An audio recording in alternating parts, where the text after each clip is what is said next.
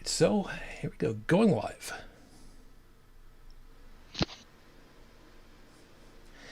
And we are live. Good evening, everyone. Welcome to Holy Crap, the Vlogcast. Vlogcast that comes from a skeptical point of view to answer some of the questions of why. This vlogcast started as a combination of spite and dry scientific because Joey, Dalan, and I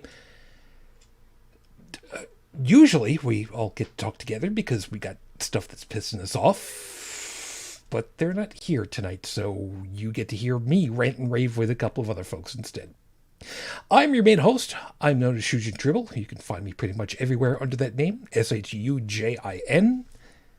Hi. I know. I missed part of my intro. There's a reason, because I got a couple of things on my mind at the moment. I'll explain as we go along.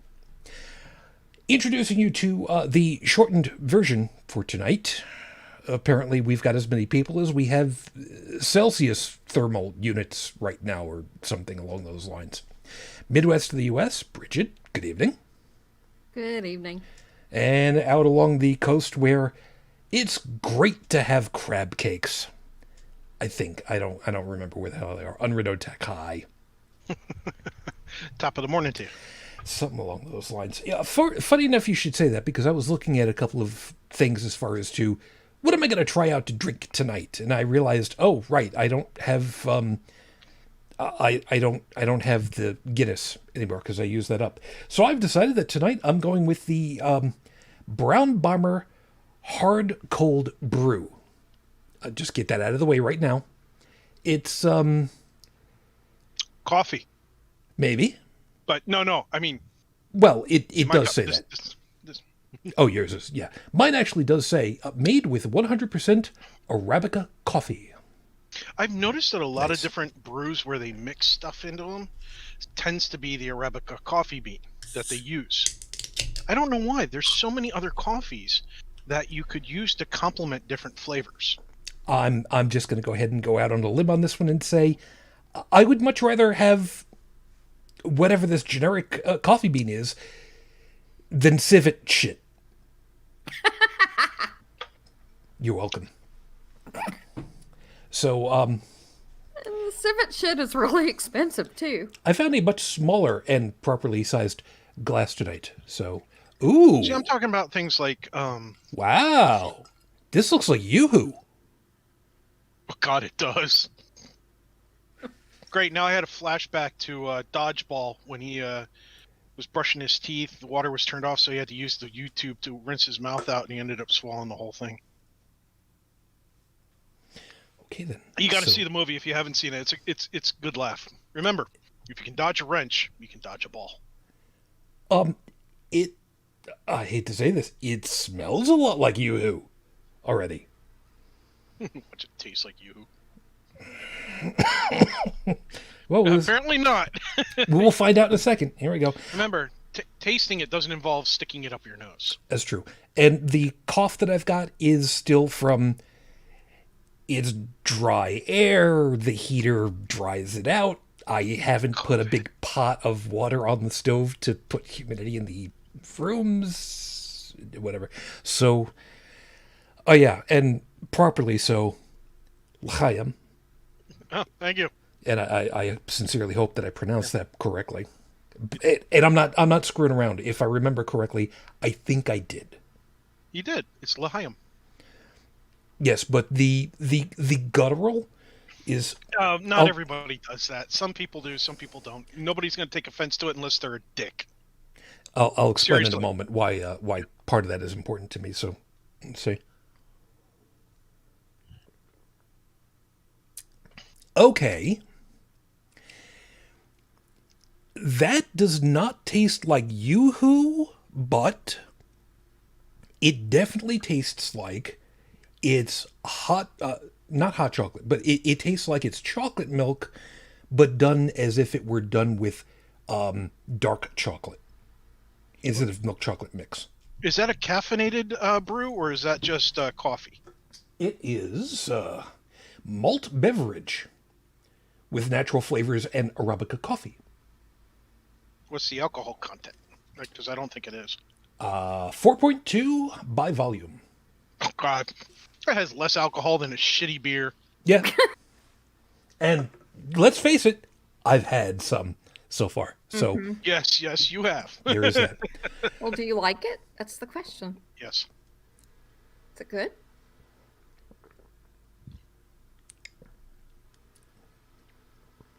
Yes, so far. It's not beer. No, it most assuredly is not beer. But I'm also trying to figure out where should I be expecting to taste the alcohol content? I think I kind of do, just a little bit. But do I actually like an alcoholic chocolate milk? A good buddy of mine. Take the alcohol out of this and just a dark chocolate milk. I think I could actually get behind that. Sorry, A good buddy of mine really likes Long Island iced teas. Well, some people, whatever. Yeah, some people like it, some people don't. I can't have it because there are certain alcohols I just can't consume. My body rejects them. So he loves his Long Island iced tea. I forget where he went, but he had ordered a Long Island iced tea, and he drank it, and then he went back to complain. Well, follow a nice complaint, civil, not being a jerk. Okay. And he said, the Long Island iced tea tasted good, but there was no alcohol in it. And I said, have another one, and when you finish the second one, come back and say that again. So he went and he had a second one. He came back and he ordered a third one. He goes, I apologize for my earlier complaint. This is amazing. Couldn't taste the alcohol. They had it mixed perfectly. And there are some beverages that, regardless of the content, how much alcohol it is by volume, that they're mixed so well that you can't taste them. Now, I'm not saying that's the case for you. That's, like I said, really low, even for a beer. Yeah. So. Yeah, there is that. I unless you drink like a dozen of those, and by then you're going to be getting the hit from the caffeine more than from the alcohol. Probably. And yeah, nobody needs me phasing through the floor. Kitty Pride does not need me to. I have not seen you on a serious caffeine dose before. That would be interesting to watch. No, it's not. It screws around with my. It really screws around with my emotional level. Oh, okay. It gets really, really weird, and fortunately it doesn't happen often. It's just that when it does, it's not fun. Not by a long shot. Anyway, so we got all that stuff out of the equation. By the way, hi. Welcome to the show. It's good. It's good to be back with you guys. I did get a notice from my phone a couple of moments ago that there's a high wind warning in effect for my area of New York State. So if things get a little funky, I'm sorry ahead of time. We'll see how things play out. So if we lose the stream, we blame New York. Basically. Well, it's coming across from Canada, so, we'll do that. Well, it is La Nina year, so. There was supposed to be that bomb cyclone snowstorm from hell. I guess we'll wait and see how this plays out. So, as always, anybody that is joining us live, thank you very much, of course. Take advantage of the live chat. I know for well that Stephanie was there, might have fallen back asleep, considering it's dark stupid in the morning. Be that as it may, we'll see.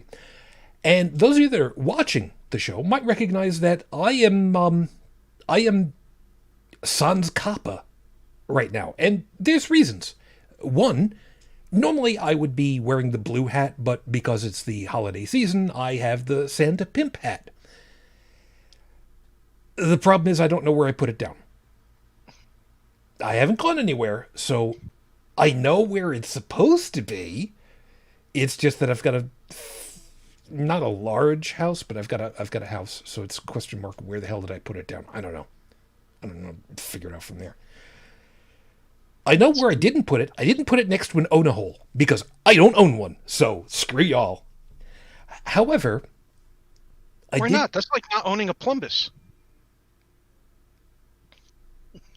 Rick and Morty fans will get it. Plumbus is a make-believe item from Rick and Morty. Okay. I don't know.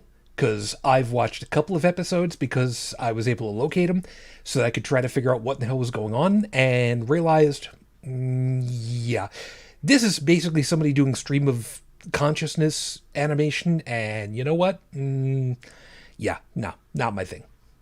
Anyway, oh, Stephanie, usually I'm blowing up ships at this hour and getting blown up, World of Warships. There you go. That's good on you there. Cyberpunk. Excuse me. I did go looking up information in my calendar, however. So since I don't feel good putting on my blue hat when I would otherwise be putting on my good red Santa Pimp hat, which, by the way, I did get to show some folks about, and they're just like, yep, that's a Santa Pimp hat.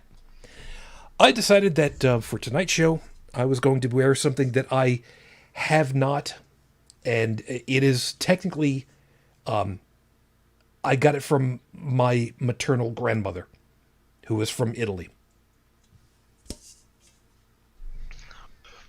You have been touched by his noodly appendage. I am wearing my grandmother's colander because later in the week is the death of one Mr. Hitchens. And I don't have a drink for him. I will have to see about that perhaps, maybe, next week. Because let's face it, getting out just so that I can get a little thing of Johnny Walker Black, yeah, that's kind of frivolous, so I'm not going to put myself into that kind of... You get the idea. If it was any other time of the year, maybe. But with the holiday shopping and people going around and I can send you a full bottle.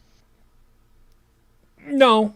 See, the thing is, you take like your favorite barbecue sauce, put it in a pot, a saucepan, add some Johnny Walker to it, and then cook it so that the alcohol comes out and the flavors left behind it infuses the barbecue.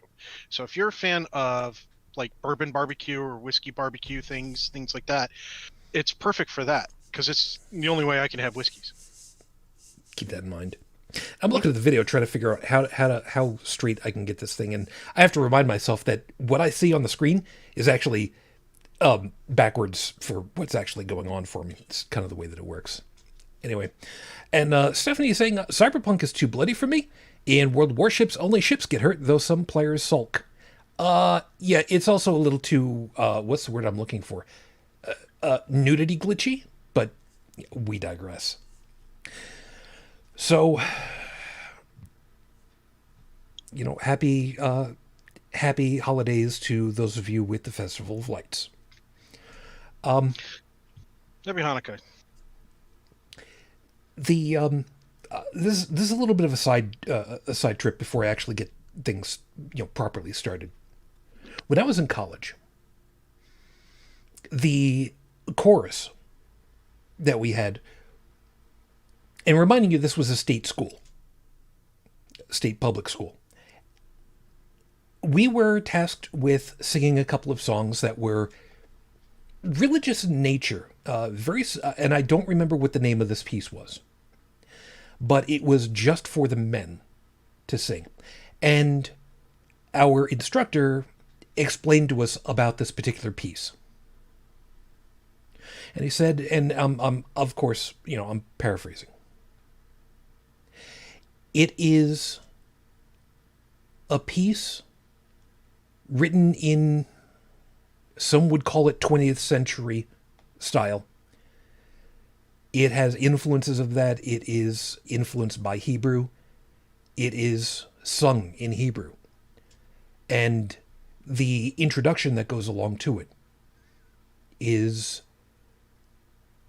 an explanation of the people who were in the concentration camps in World War II.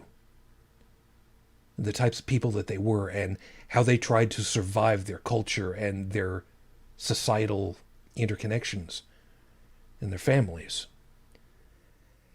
And I do not remember all of it, but I remember the opening. Because the orchestra that played in front of us, they were doing whatever the introduction was, and then they got to right before the men sang, because we got our pitches off of them. And if I remember correctly, it is one of the, for lack of a better way of putting it, highest prayers in Hebrew. And I will not sing it because I could not even sing it well even then, although I do sort of remember it. Shama Israel, Adonai, Adonai Echad, Bivol Levovho, Uvhem Nashev, Eloheho, Before Levovho, Uvhem Nasheho.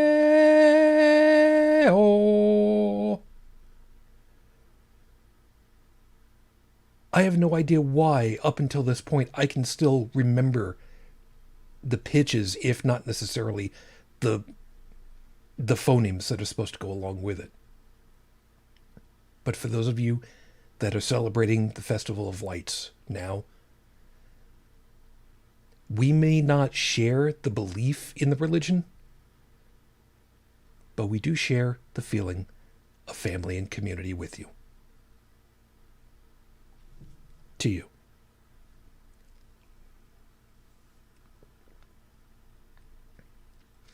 And I know full well that my pronunciation all these years later, oh God, that would have been what, 88? That would have been 88 or 89. No, it was 88.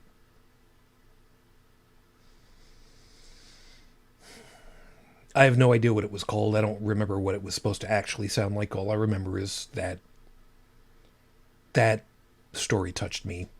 And when he explained what the song was and why it was included in the program, yeah, I didn't have any problem with that at all. So, let me get everything started for tonight. Well, I try not to have this dry cough in me again. So, with 5 minutes on the clock, your 5-minute freestyle starts right now, and it's called Dowsing. I actually woke up this week too damned early in the morning, and I couldn't get back to sleep. So, I came down here to the computer to write this, because this was just banging on my head. I didn't pass economics classes in college.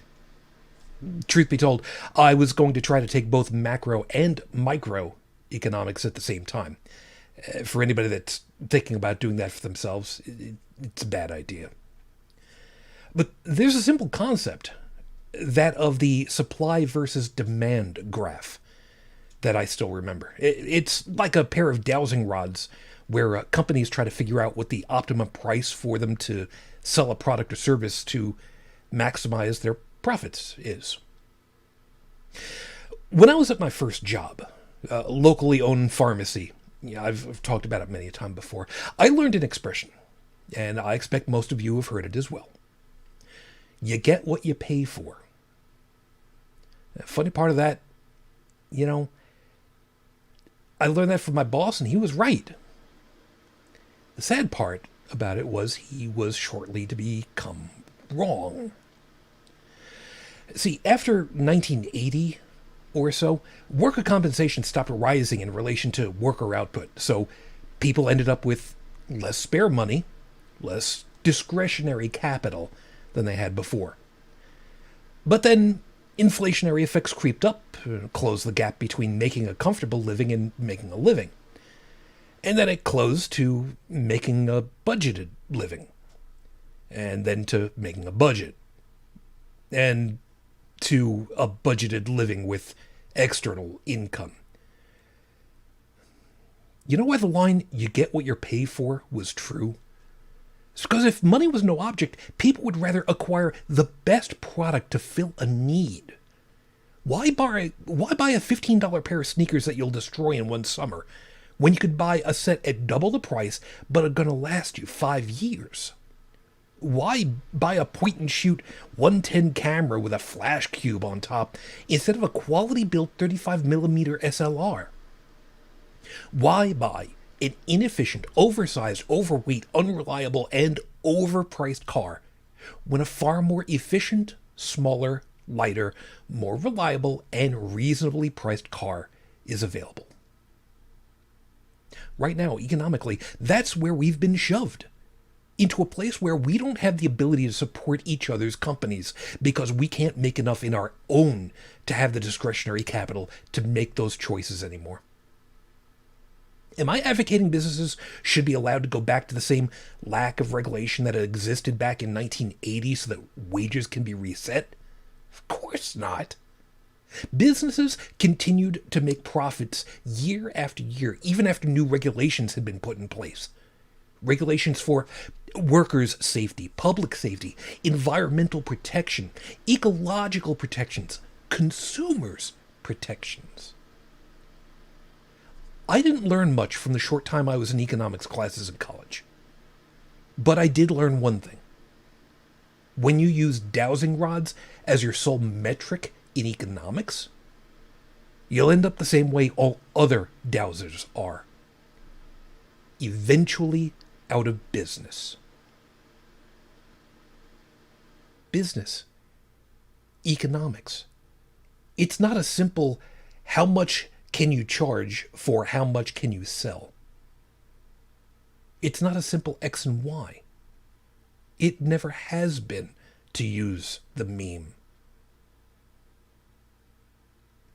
It's a whole.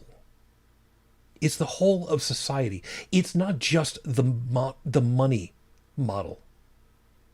It's about who can get what. If you have it in such a way that people can't get stuff, the best that they'll be able to get is crap. And if you keep marketing crap because that's all people can afford, you want to go ahead and say that you've got the best economy in the world? I'm going to say that's crap. You want good innovation?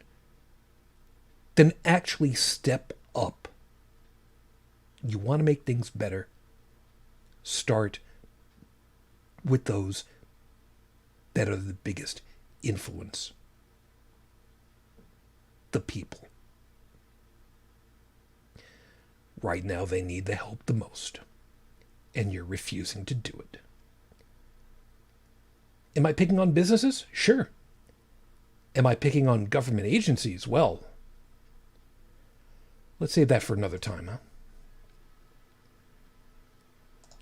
This is episode 341 on the docket runner, refusing a seat at the table. Now, I put in the show notes that we've got several items in the news, and as much as I don't like to do the news, I kind of have to talk about the news because, wow, you want to talk about unprecedented stuff going on right now? Oh yeah, that's we've got some unprecedented stuff going on, and it's worth talking about. Before we go ahead and jump into the horrible scopes, because I've actually got those this week, yes, I'm doing much better. Thank you for asking. I did go look up information on Rafe Badawi's condition. We have no new information, unfortunately or fortunately. So, as of the recording of tonight's show, it has now been 8 years, 5 months, 27 days since Rafe was unjustly incarcerated for thought crimes. Our hopes and our thoughts are still with you and your family. We are still waiting. So, with that out of the way, I think I need to get you a... Do you need the link to pull up the horrible scopes? I don't think I ever bookmarked it. I got it up. I'm so proud of myself. Hey, paste a copy in the chat and I'll take it over from you. Pretty sure that's it. Yes, Yep. There you go.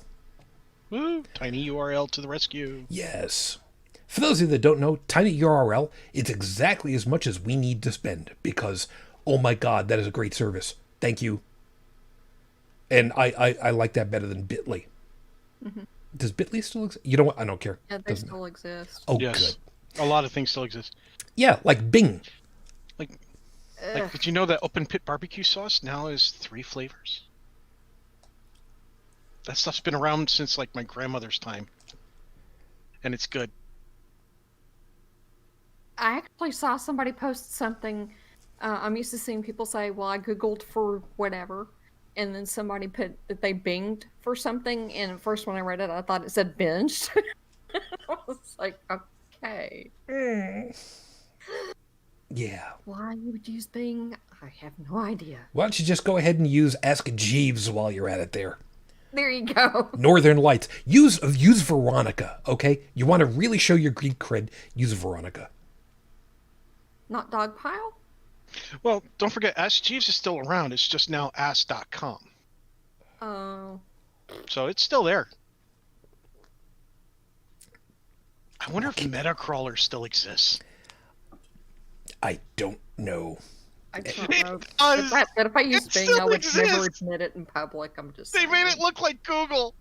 Because of course they did. It's entirely possible Google bought it just under the table.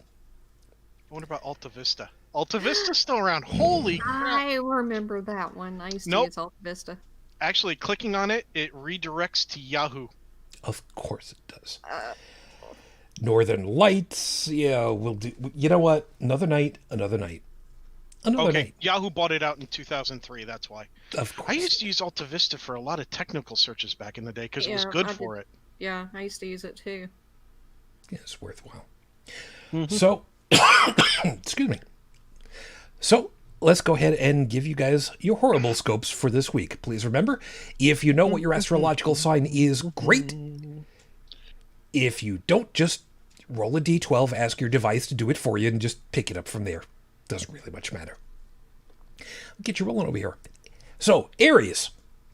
It's December, so you need to remember to keep all the receipts. And the boxes. And the packing material. Because you know, as soon as you give the toy to your cat, they're just going to play with the boxes and the packing material. You're going to need the receipt to remember when you bought the thing in the first place. Not wrong about the cats. Oh, I know. Brigid? Oh, I wasn't sure who was going next. Taurus. Life moves a lot slower when it has to ice its knees every hour. So go out there and Tanya Harding the day so hard you can get ahead. Kid, ask your parents who Tanya Harding is. That's wrong. I don't think so. Gemini, congratulations! Baked goods are in abundance for you this week. You finally figured out how to get your sourdough bread started without killing it. Damn sight better than that hermit crab you tried to raise when you were 7, huh? Yeah, that one strikes a little too close to home for me. Ask me about that sometime. Don't do that. Cancer Moonchild, we have good news and bad news for you this week, Cancer. First, the good news. Money is your friend. The bad news is you don't have any friends. Except for that tree in your backyard that you put the googly eyes on. Mr. Ash, back there, he still likes you. Leo, you have a strong sex drive because it gives you an excuse to smoke. Come to think about it, our parents and grandparents used to smoke all the time. Indoors, outdoors, at work, in bars, on planes. The 40s through the 80s must have been swingers' heaven. Not a mental image I wanted. You're welcome. Virgo, you will have an amazing, insightful, and life-changing conversation with a stranger this week, and it won't cost you $60 an hour. Who knew Omegle was still a thing? Yeah, it still is. Kids, ask your parents who Omegle was. Libra. Kid should not be on Omegle. Libra, we heard you got yourself a job without us this week. Good job. No pun intended. Fair warning, you will fall asleep in a teleconference meeting and snore like a leaf blower. At least your supervisor will come to your defense, reminding HR that nothing in the rule says you need to be conscious for a mandatory meeting. Take this as a warning, though. Have you been piggybacking off my video conferences? Scorpio, Venus is making itself felt in your pants today. And we know Venus is the name of your bearded dragon. Just because it bobs its head at you doesn't mean it's agreeing with you. It's challenging you for dominance of the house. Just wave your hands and back away slowly.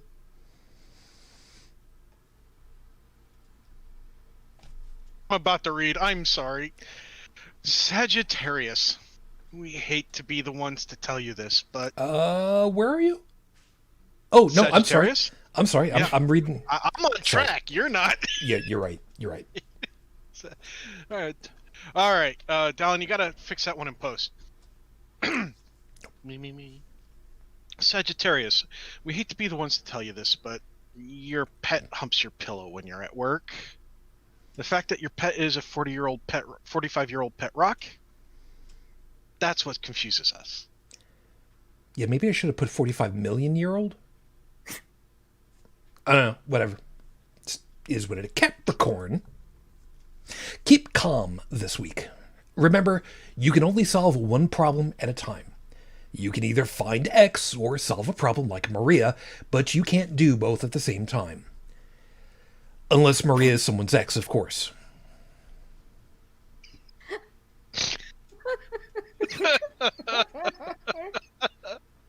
The fact that the older folks on this group are the ones who are laughing the hardest, that says something. Aquarius. Kids, ask your parents to explain those to you. Jeez, now I can't read. Yes, you can. Well, you start with the letter A and end with Z. Quit your job. Who needs that crap? Just relocate yourself into the hills of Saskatchewan next to a lake. Build a water wheel for electricity. Run an antenna into a nearby tree for TV and radio signals, and bring a bow and arrow to hunt dinner with. Maybe an axe for firewood. And a TV. And a radio. And light bulbs. On second thought, just keep the job. Skinning walleye ain't the most pleasant of experiences. And by the way, as an aside, I had completely forgotten. It is actually possible, believe it or not, to tap a fairly long nail into the middle of a tree, connect it with a piece of wire, and use the tree as a receiving antenna. It's not perfect, but as they say, it's BTN. It's better Yeah, than ham nothing. radio enthusiasts hate that. Hate when you know that trick. Yeah, you can't transmit it through it, but damn it, you can listen. Well, if you put enough power, the tree might explode, and you might get a signal for a brief moment. Yes, and it'll sound like...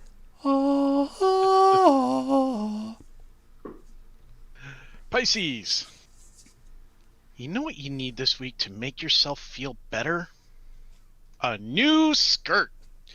So go get some black flats, calf-high argyle socks, and a good formal shirt and a jacket, and a knee-length wraparound skirt that goes all the way over your shoulder.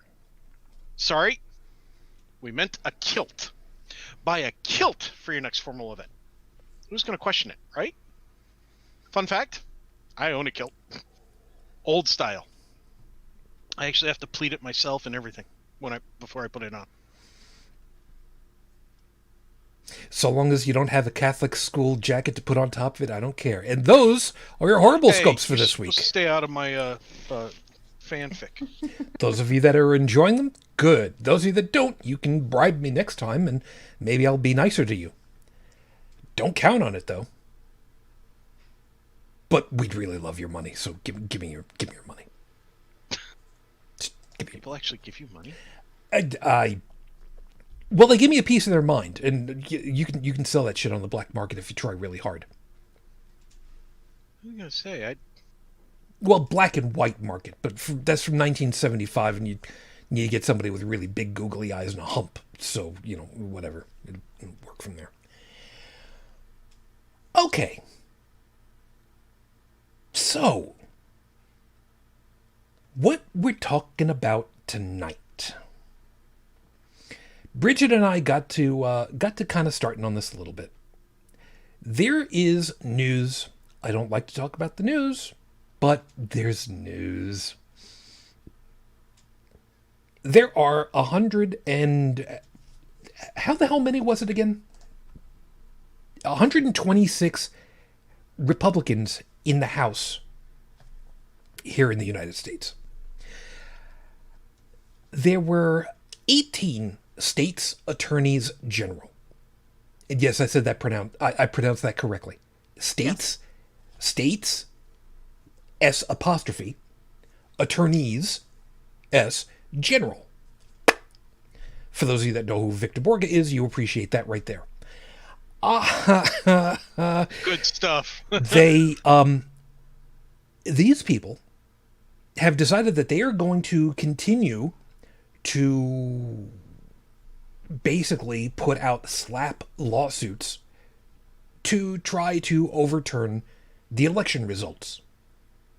The election results, which are going to be basically handed in to the government come Monday when the Electoral College meets. Now, say what you will about the Electoral College, and Lord knows we've said enough to fill an entire Power of 10 episode about them. It is a system that we've got to work with right now. To that end. After tomorrow, it's a done deal. However, there is a very large calling for people in the government to not seat those people that signed on to the bill that basically said, we don't want to accept the election results. We want you to just give us a participation trophy because we showed up and we want to have the award that says, yes, we're number one. And effectively stage what's the expression for it? A bloodless coup. Mm-hmm. Am I being hyperbolic about this? Only just a little bit, believe it or not. Just a little bit. And part of the thing is, and this is what Brigid and I were talking about before you got in with us, Tech. The question of whether this qualifies for these 18 states attorneys general and these 120 plus legislators who have gone ahead and petitioned the Supreme Court of the United States of America, the overriding body of our federal government here, to overturn the election results as certified by 4 specific states. Those being, just so we've got them all over here, Georgia, Michigan, Pennsylvania, and Wisconsin, in the hopes of overturning the election so that his royal trumpetness can keep his seat. So the question is, these groups who are going ahead and saying, well, we should overturn other states because these lawsuits are not coming from inside of the states, they're coming from outside states like Texas, for one. And these legislators, should they be refused to be seated for Congress when it comes back? Should they be kept out for basically, I don't know if dereliction of duty is the right thing, but most assuredly for giving up their oaths of office?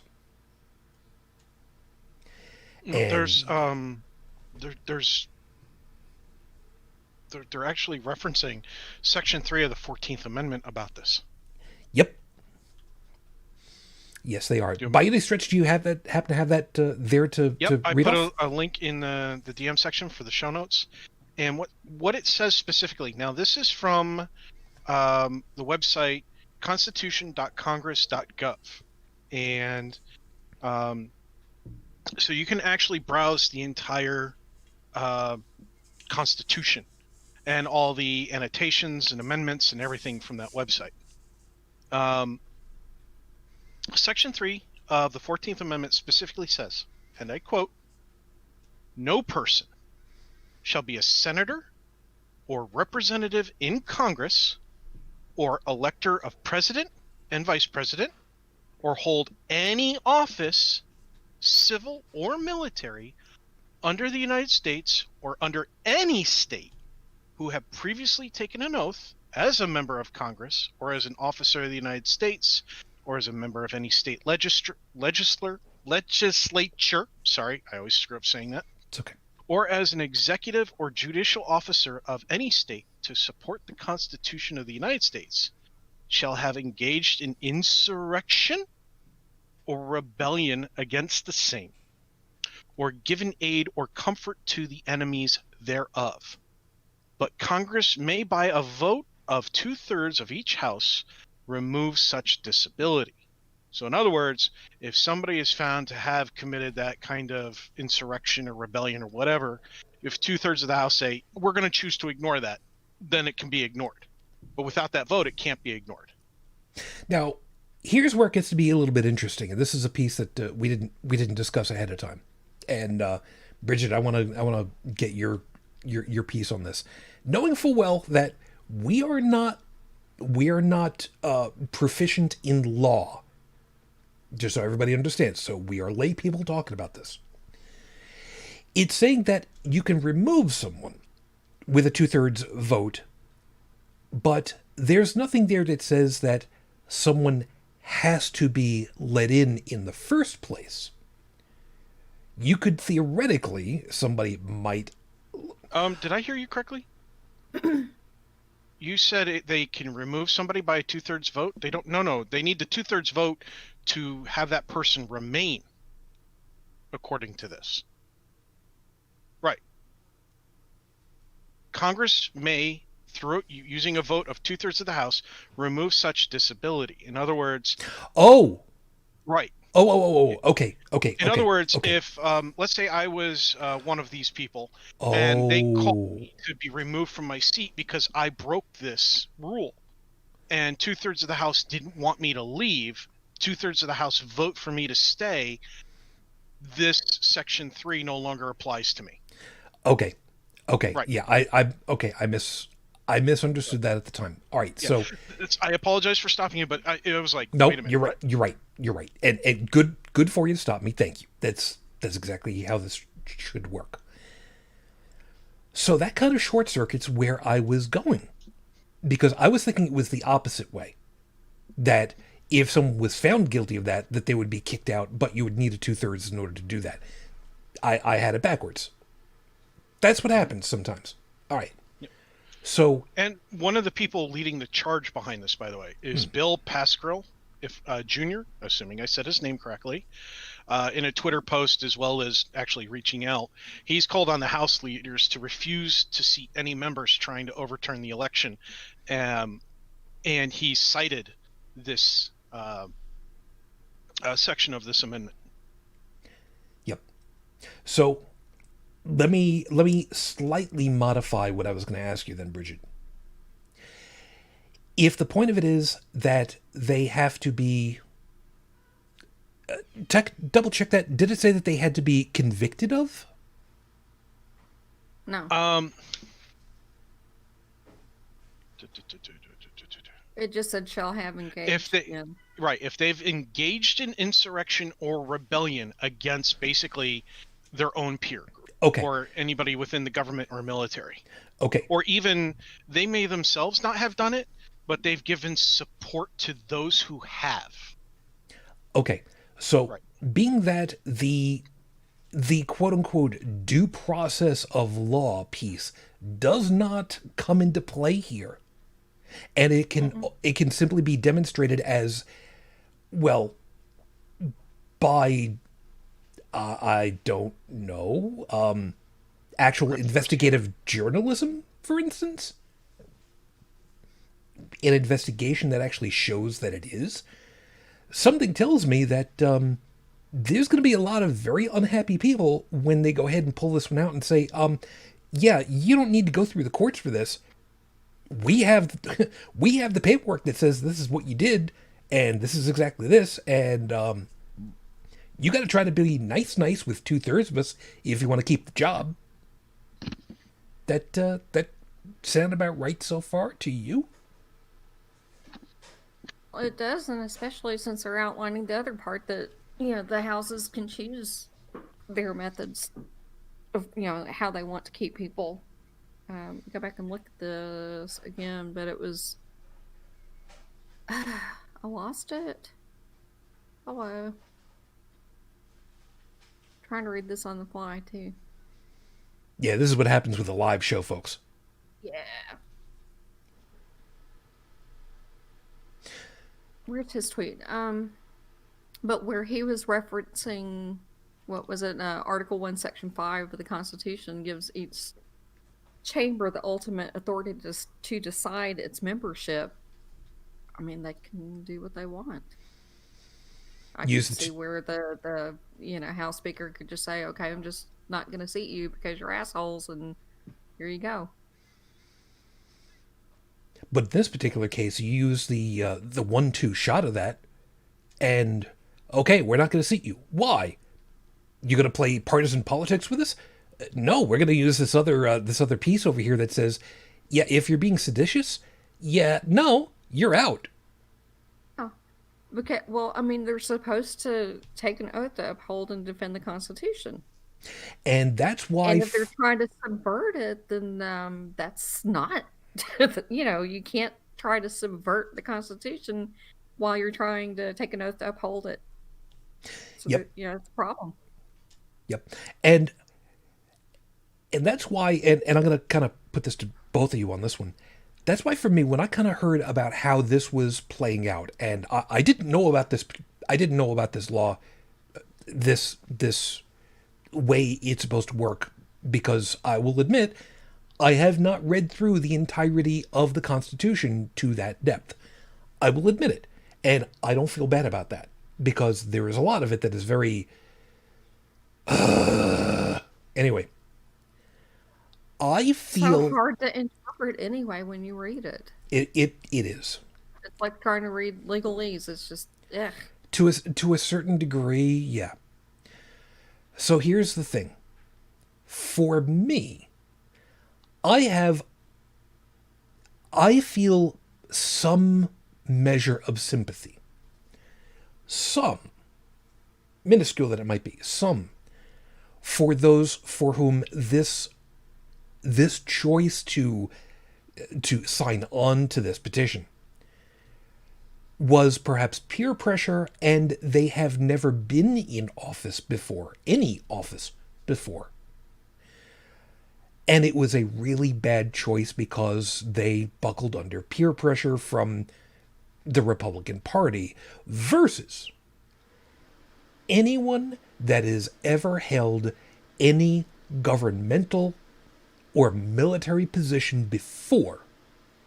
Those people, not only do I not have sympathy for, not only do I have zero sympathy for, I have a negative sympathy for at that point, because they knew full well, or should have, the oath that they took prior.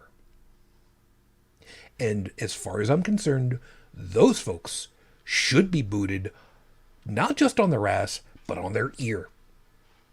Yep, and we're looking at you, Kevin McCarthy and Jim Jordan. Oh, let's just call a spade, shall we? It's effectively the entirety of the Republican Party. Oh, yeah. And I know full well that I am painting all Republicans with that brush, even though there are a number of local, not local to me, but local level, or even county level Republicans who are still, excuse me, who are still ultimately good people with good aspirations, with good heart, with good empathy, with good vision, but with a different methodology that they would like to get to where their vision would be taking them for the country, for the betterment of all. Because remember, not all Republicans are conservatives, evangelical, conservative evangelicals, dominionists, theocrats, or complete cult of Trumpists.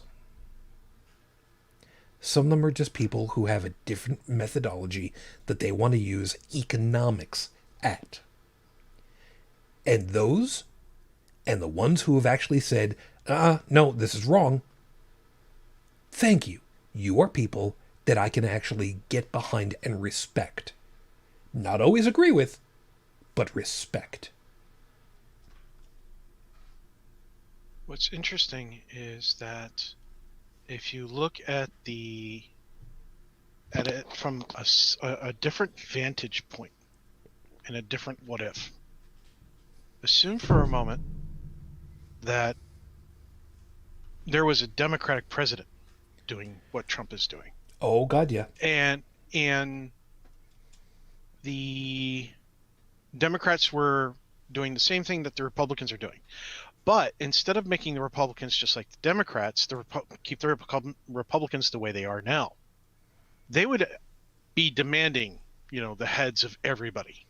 They would be using every letter of the law to get them out in a heartbeat. And they would succeed because, they're majority right now. But, when they're doing it, it's okay because it's, it's do as I say, not as I do. So, yeah, and it's insane. But I'm also reminded of something else.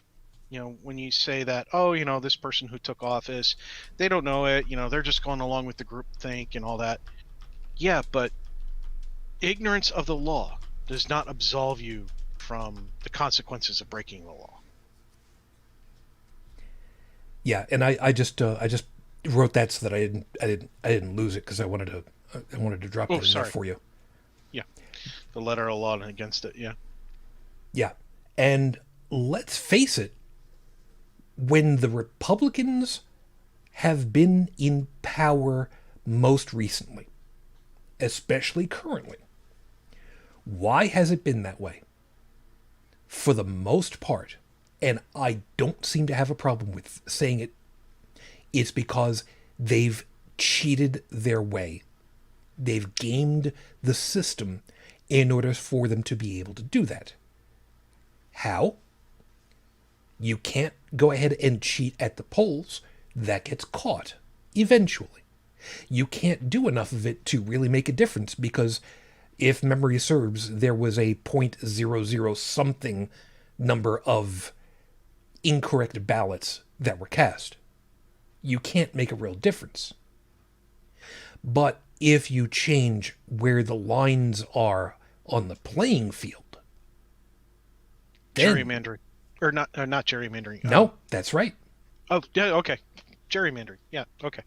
If you go ahead and you take a look at the number of people that are covered under each of these legislative districts, you will start to realize that there are fewer and fewer in the Republican districts than there are in the Democratic districts. I can't imagine why that might be. One would expect that if everything is kind of even-steven, it should be kind of even-steven across the state, if not across the country. But oh no. You go ahead and you take a look at some of these legislative districts, especially around in Texas. You see these things that look like there's some kind of weird-ass barbell, because you got a section over here, and then you got the little strand that comes up and around this way, and the big clunking thing over there. Why? Because the legislative district follows along one highway. And it's bullshit, and we know it. Mm-hmm. Yeah, even Arnold Schwarzenegger has called out against gerrymandering. Yep, and rightly so. Yeah. There's a lot of things that need to go, not just gerrymandering. There's a lot of loopholes. We have the House of, we have the Senate? No, damn it. With the election, the ones that are about to sign all the results. The Electoral College. Electoral College. Thank you. My brain farted. No worries. Gerrymandering needs to go. The Electoral College needs to go. There's a lot of things that have been, even my parents' generation back when they were young were saying needed to go. because they were being used and abused. Hell, I found out from my folks that there has long been talk about having two presidents, one who focuses on foreign affairs and one who focuses on the home. And when it comes to things that affect both equally, they work together as a team. And I was like, wow, I thought that was a relatively new concept. I was like, nope, it's been around for a while. Doesn't get a lot of news or anything because, it's kind of an advanced concept compared to just getting rid of the Electoral College and having one person, one vote. So there's a lot of things that could change and make the scales balance in favor of the people over those who are just out for power. But you have too many people in power who want to keep their power or gain more of it. You have a lot of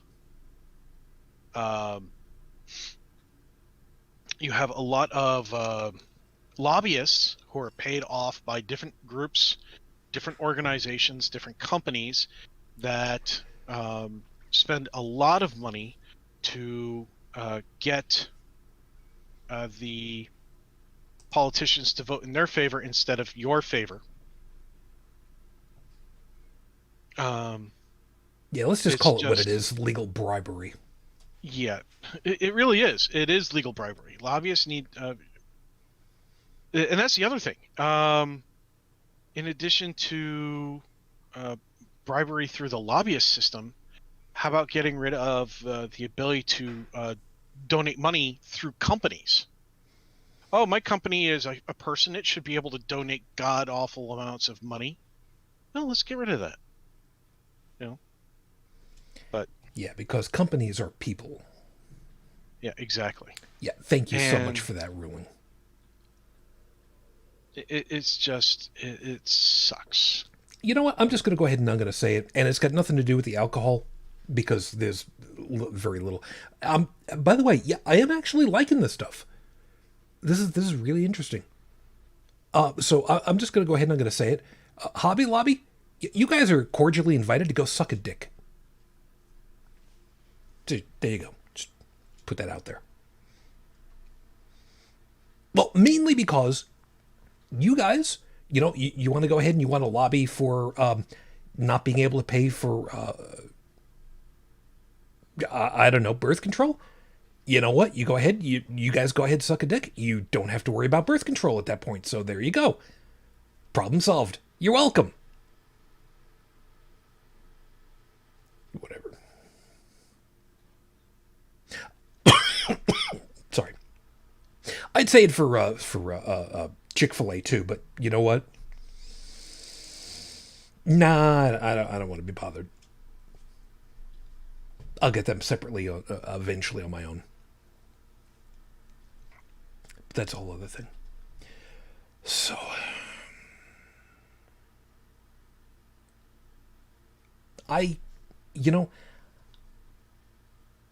I've not been someone who has followed along with politics for the vast majority of my life. But holy smoke. What is going on now? It is not hyperbole for me to say that, this is insane. This is absolute madness. This is the kind of thing that, they say, this is the kind of thing that happens only in third world countries and, kangaroo courts and that kind of thing. Why? All these guys, for the last 4 years, he is your president now. Just suck it up, Buttercup. What's wrong with you? Deal with it. Just accept it and get over with it. Yeah, but none of us were killing people over it. We're in spray painting, stuff all over the place. Meanwhile, there are effigies of Barack Obama being hung and set on fire? Guys, really? You went ahead and you had an absolute shit fit because he asked for a type of mustard when he went out to go get something to eat one time? For wearing a suit that wasn't charcoal? You remember tan suit gate. The frick, people? Oh, he, liked arugula too.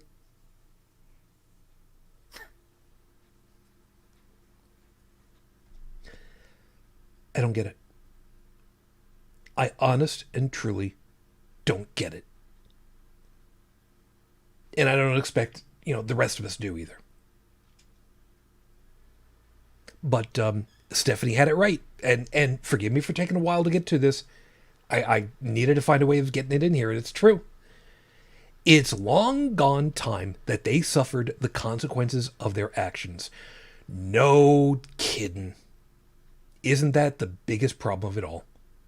There's just been no consequences.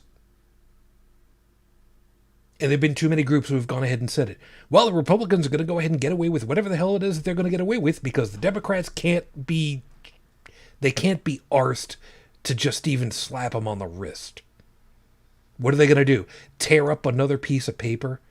What are they going to do? Tell them that they should be nice and stop being naughty? No. They need to when actually you have an do. entire group, when you have a group that looks at you and goes, well, you're telling us we should play by the rules when we tell you to go suck a dick. Go fuck your feelings, That too. At that point, respect is gone. Okay. Respect is earned. Treating somebody like with human decency, that should usually be a given. But here you have a group that is showing neither respect nor human decency. Why are we showing them anything in return? Well, and I hear this response to that question before. And the common response I hear is, because we're better than that. Well, being better than the guy who just put the bear trap out on my front porch and me getting my leg caught in it and him laughing his ass off, that doesn't mean that I shouldn't sue the guy. Or, if had weapons on hand, might use them to reciprocate. But that's also not civil, discharging firearms and property, things like that. That tends to be illegal. But yeah, I could take action against the guy who put the bear trap on my porch, even if I didn't get hurt by it. I can take that guy to court. He's obviously intending to do me harm. Am I going to be the better guy and not do it? No, I'm not going to be the better guy and not do it, because that's not being the better guy. This guy obviously thinks that he's going to get away with this kind of behavior. He may have already gotten away with it before. And if he gets away with it now, he's probably going to do it again. And that's exactly what we've been seeing with the Republicans. That's exactly what we've been seeing with the majority of that party. And that's what we've been seeing with a lot of Americans.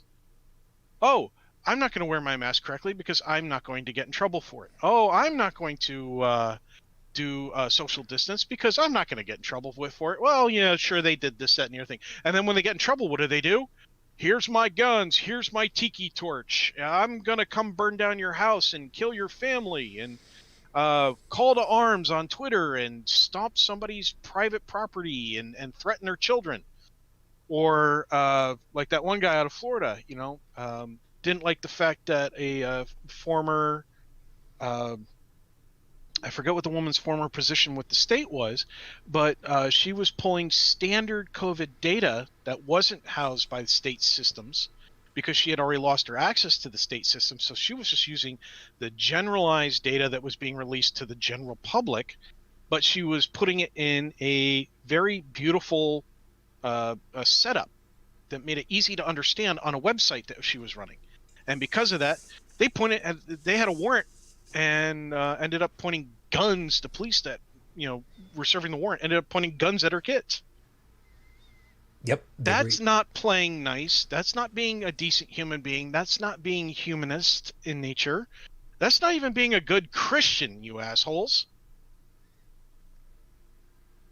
Well, I can tell you this. If somebody doesn't do something now, it's going to embolden the next person. And they will be able to pull this off and get away with it. And, I understand that people want, unity and peace and all that stuff, but looking the other way is not how you're going to get it. And And see, these people who want to go along to get along, I can tell you just from watching events from today, that's not going to work either. Yeah, and you're right. hold that thought 1 second, because there's a piece that I wanted to kind of cling into this. There is also a quote unquote second million MAGA march. Yep. Yeah, million people. It's not a million. Not even close. Not even close. That's However, like 1 million moms that tried to boycott the television series Lucifer, and it turned out that they hadn't even had like 1,000 women. It But was there 10 or are enough 100. people now that are, wanting to stir some shit up with the GOP. So the monster that they created is turning on them. yeah, there's two pieces about that. One, that monster that is turning on them, we've seen this once before with the Tea Party. That didn't exactly work out as a we're going to clean the GOP, but it Nope. definitely They took it over. changed the tone Oh, of it them did. and made Oh, it yeah. even worse. Yep. But item 2, this supposed second million MAGA march, if you watch how these people were comporting themselves, Brigid, I need a little medical ethics on this one. Is it wrong for me to look at these groups and just think a couple of weeks the problem will have solved itself? Because these people will have infected each other to such an extent that they're just gonna solve themselves. Yeah, but the but the thing about it is they're taking other people with them. I know. Of course, they were congregated together, not masked, but And when screaming. it And screaming, and all which that, makes it but even worse. when it started getting dark, people started getting stabbed. And there's even a couple of police officers that were injured badly enough that they had to be taken to the hospital. I mean, shit is getting out of hand. And then you have the Proud Boys, screaming at the cops. Now you've got enemies on both sides of the aisle. So, and then watching Parlor blow up last night. Oh my God. There's some seriously unhinged people. And I hope the FBI is keeping tabs on them, because when you start talking about assassinating Supreme Court justices, that's pretty serious. Well, they went ahead and they wanted to assassinate a state mayor, governor, sorry. And where was the FBI and all that? Where are the court cases for that? I'm still waiting. I mean, yeah, but saying that the SCOTUS people don't have bulletproof robes, I mean, that's pretty crazy. I mean, openly, just So, one of the things that the GOP tends to have a lot of type of supporters are the ones who not only like guns, but, and I'm going to be very uncouth here, they get a hard-on for their guns. They're gun worshippers. They love their guns. Call it what it is. If they could have sex with them, they probably would. They're ammo fetishists. So anyway, there's a lot of them that are attracted by the GOP side.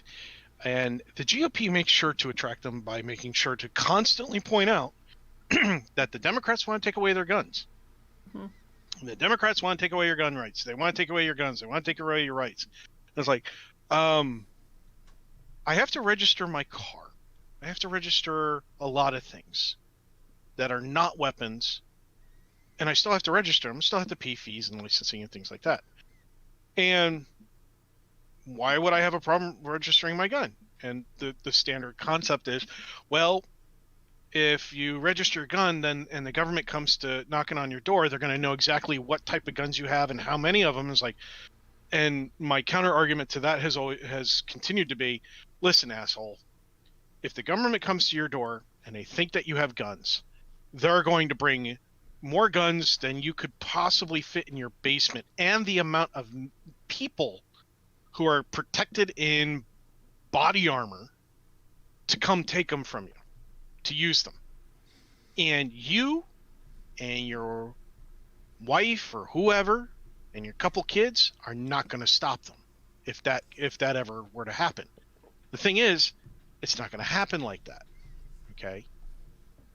And as far as you having guns and registering them, if you think about it, it's a good thing, because if it gets stolen, you can report it, and when they find it, they don't think that you're the one who committed murder with it. But the fact remains is that a lot of those gun nuts, when they hear their rights are being taken away by such and such Democrat or Supreme Court justice, and guess what? They don't wear body armor when they go out in public. It gives them ideas and potentially leads them down a very dark path. What I thought was kind of interesting or kind of comical today, in a way, was I'm not sure how large the group was, because, the press always overestimates how many people are there. But the Jericho March thing really cracked me up, and I'm not sure if you know what that is or not. I kind of saw a little bit about that. Well, we might have watchers who haven't heard about it at all, so let's just assume we are ignorant of it. Go for it. Okay. Anyway, the Kids, cool story of kids, Jericho was marching out, around. Huh? Yeah, kids, pull out your Bible. Read along with us. Yeah.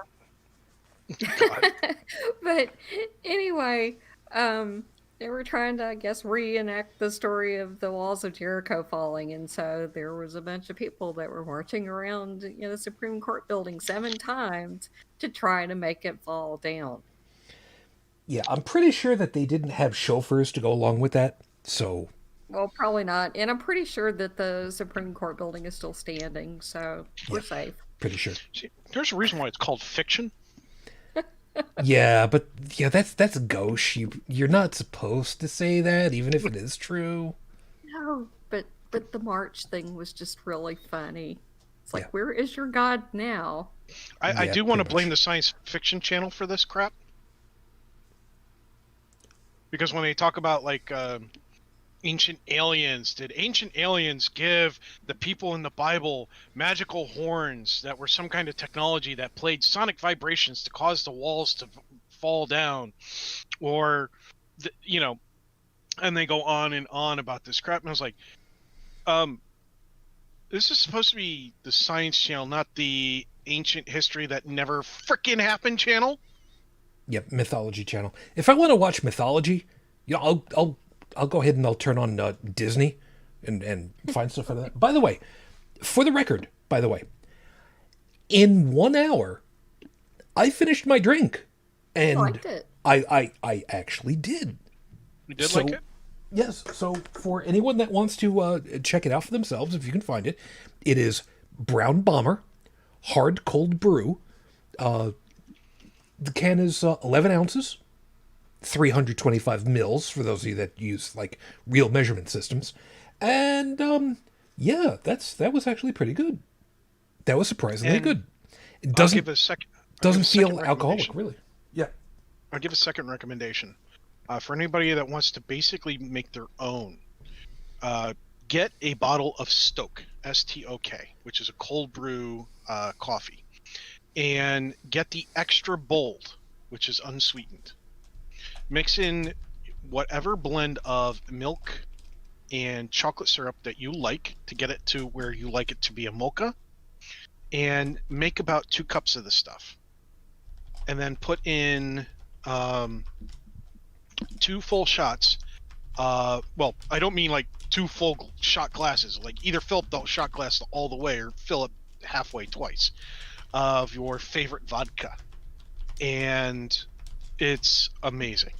It doesn't, there's a hint of alcohol in there.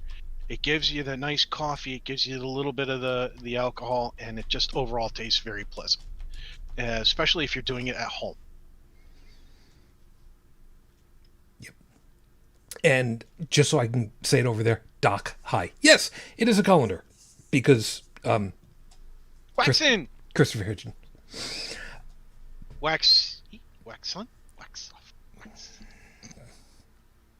No, he's never had to deal with that one before. That's a no one. Yeah, That's yeah. good. No, no. I. That's why I said I'm sorry, dude. Mentally, I'm only like I know. this many. I know. I know. I know. See, For I'm the not the guy who's going to show up at a political office holder's house with a gun. I'm the one who's more likely to send them an email or a handwritten letter saying, look, I don't like what you did. Okay? That's me. Unfortunately, there is a heck of a lot of people in this country who think, oh, a letter? Why should I send them a letter when I can send them a bullet? uh And a lot of them are willing to act upon it. hold that thought 1 second. Brigid, military folks who are gun fetishists, who have been involved in these things, who have been going to uh uh st- um Department of who is it that handles the election returns in each state? Is it the each state's whatever the hell? If ex-military people were participating in these, well, at home yelling and screaming in protest at the personal homes of these government officials, I'm I'm guessing that probably wouldn't be looked at real favorably. No?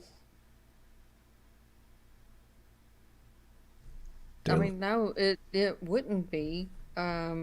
I'm not sure if the military would actually do anything or not. let me hold that thought then. But If if you were like retired or something like that, they could still court martial you and they could bust down your rank and take away your retirement. could they conceivably imprison? I'll add an extra variable. If they They participated might in, be able to. I'm not really sure. My understanding is that once you've been in, um, you're technically in for life. yeah, I'm Be- trying to think about that because I know that when Gulf War II broke out, there was some talk about people that had been separated for, 15, 20 years being recalled back, depending on what their specialty was. Reason why I'm asking is I'm wondering, holding a protest, even yelling and screaming and banging a drum, literally, is Mhm. one thing. Yeah, you're allowed to do that as long as you're not in uniform. But if these SOBs did wear their old uniform as a show of, I was in the military and I think that this is wrong, or alternatively, a weapon is brandished, doesn't need to be loaded or fired, but is shown off because the intimidation factor. And of course, well, I obviously wasn't going to shoot anybody with it because I have no bullets in it. Yeah, but who in the hell's going to know that? I can pretty well assume that the military would basically come down much harder on somebody that wanted to go ahead and do that. The same way that civilian authorities would come down on somebody who similarly had a weapon, even if it was unloaded, in a loosely organized protest, if you can even call it that, the way that this stuff has been going on. I'm gonna have to look into that because I'm not. See, I Uh, know that military people who have retired or separated from the service, when yeah, it comes to they're still subject to it, but I don't know that anybody who was like enlisted for 4 years and then separated, I don't know if they still would be or not.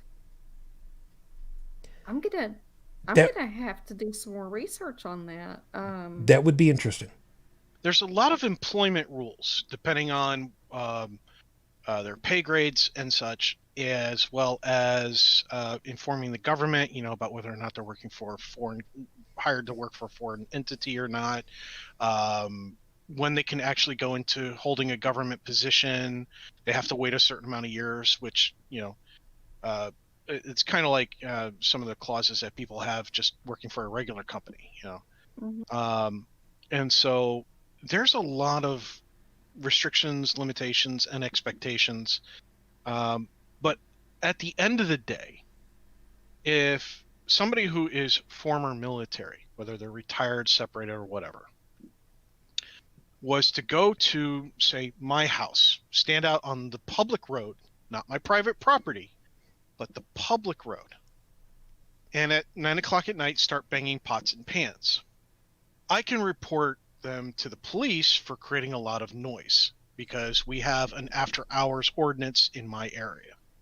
So, I don't know if it's an ordinance, but there are rules in place that the police can actually take you away. You can get fined and so on and so on. And if you're unruly when the police get here, they can actually lock you up because, you don't punch. Right. It's a noise complaint, nuisance complaint. Yeah, gotcha. Exactly. So now, on the other hand, if he steps on my property, okay, and my property does not start right where the road ends, it's actually it's in a bit further. It's further in than that. Yeah. Because there is a give and take between the road and the grass, like in most states and in most counties and things like that. So, but if he comes into an area that is well recognized as being my property, like my porch, and starts banging on the door because I'm an official and I've made a call that he didn't like, he's trespassing, and I can warn him. And if he doesn't go away, I can have him arrested for trespassing. If that person has a gun, the police are not going to be very nice about taking him away. And whether it's loaded or unloaded, it's immaterial. Brandishing a firearm where I live will get you in some pretty deep shit. Let's put it this way. He could be having a paintball marker, and he'd still get in some pretty deep shit. Whether he was former military or not is immaterial. No, I get you. The reason why I wanted to... I'm sorry. I'm reading here is that retirees are subject to the UCMJ for life for either military or non-military offenses before or after retirement, and that SCOTUS did reaffirm that. If you're still subject to recall, then it still applies to you. If you're not subject to recall, then it no longer applies to you. But now being subject to recall has, also changed. Like, when I first got out, they could have recalled me for 6 years. Back to active duty at any time for 6 years. And I can imagine after that, it would be a matter of if you had specific knowledge that would be hard-pressed to train up in a quick amount of time. They could not recall you after that 6 years, and then they made it to where they couldn't recall you if you were older than 46, and then they could recall you, and then they changed that again. This was several years ago, but it was when they were, they would have recalled people like me before they would have reinstituted the draft. But I still could have been recalled back because of my prior job, and so could my husband. And I think at that point, the age limit was 60. So it changes, because, when I first went in, I was told 6 years, that's it, you're done. They'll never bother you again. But then when they started needing people, for Afghanistan, stuff like that, then they started recalling people that were in certain, categories. And so I guess to be safe, if you're a prior military, just make sure you don't do anything against the UCMJ, because Congress could at some point decide that you can be recalled. The reason why I wanted to go down this particular bunny hole is because, like I said, there are a number of people, and by a number I mean not zero, who were military, who have decided that for whatever reason, their version of the country is the way that it's supposed to be, and we're just going to go ahead and use whatever tactics we can, let's just call them bully tactics for a second here, in order to intimidate other people to follow along with it. These people, I admit I'm painting again with a large brush, have a propensity towards being conservatives, sometimes specifically conservative Republicans. I don't necessarily bundle the two together all the time, but it happens far too often.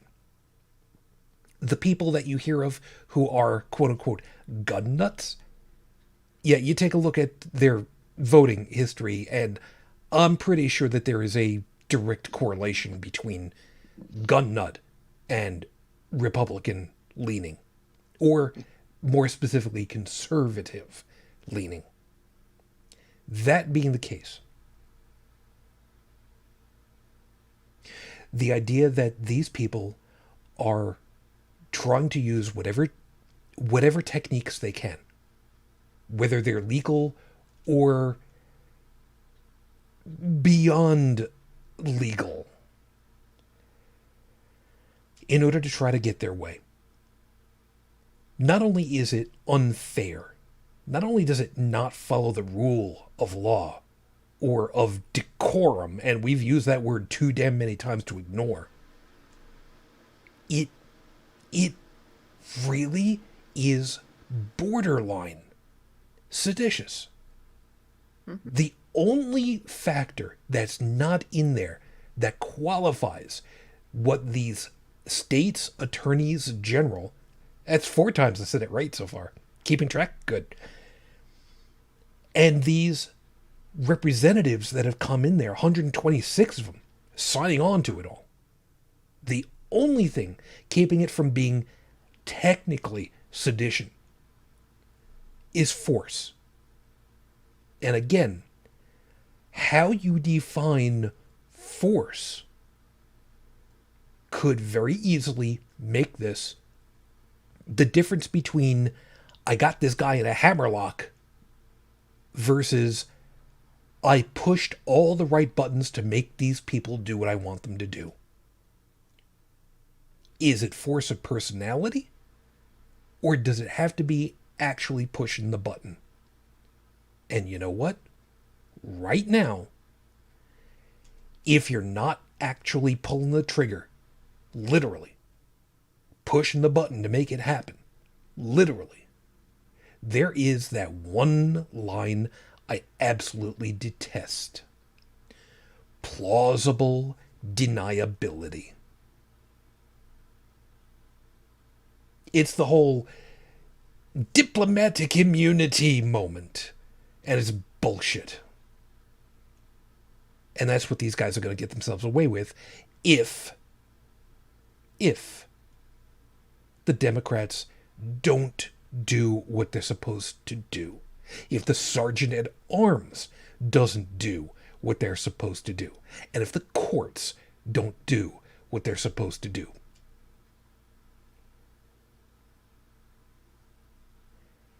And I don't know what to think about it if it comes to that. I really, honest and truly don't. Because we've never had to deal with the... No, sorry. The closest we've ever had to deal with this was when the Church of Scientology infiltrated the federal government. Operation Snow White. I'll make sure that I link it in the notes. We've referenced it on many occasions, but they infiltrated in a prescribed manner in order to get bad, damning documents about the church out of the hands of the federal government at many different groups. And now they're trying to turn away an entire election for the good of the cult. And that's all it comes down to. Kool-Aid. Drink the Kool-Aid. Flavoring. God damn it. I'm sorry. Take a sip of water. I don't have anything left. I drank it all. Pause No, your take it. video. Go get some. Can't.